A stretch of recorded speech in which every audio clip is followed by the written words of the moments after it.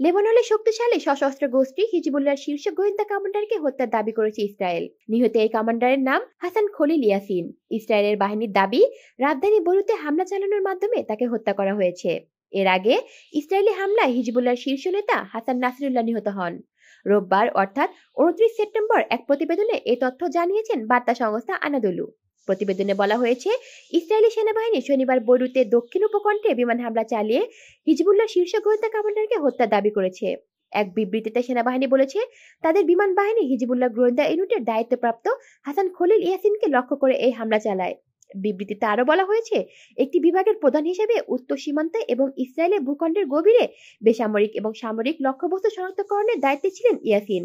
গত বছরের অক্টোবরে গাজা উপত্যকায় ইসরায়েলের আক্রমণ শুরু হওয়ার পর থেকে হিজবুল্লাহ এবং ইসরায়েলের আন্তঃসীমান্ত সংঘাতে লিপ্ত হয়। হামসের আন্তঃসীমান্ত আক্রমণের পর শুরু হওয়া এই অগ্রাসর ইতিমধ্যে গাজায় 41,000-এর বেশি ফিলিস্তিনি নিহত হয়েছে। নিহতদের বেশিরভাগই নারী ও শিশু। এছাড়াও ইসরায়েলে সাম্প্রতিক লেবাননে বড় আকারের বিমান হামলা শুরু হয়। এতে করে এখন পর্যন্ত হাজারেরও বেশি মানুষ নিহত হয়েছে। এছাড়াও আরো হাজার হাজার মানুষ বাস্তুচ্যুত হয়েছে এবং শুক্রবার ইসরায়েলে হামলায় হিজবুল্লাহর প্রধান নেতা হাসান নাসরুল্লাহ নিহত হয়েছেন।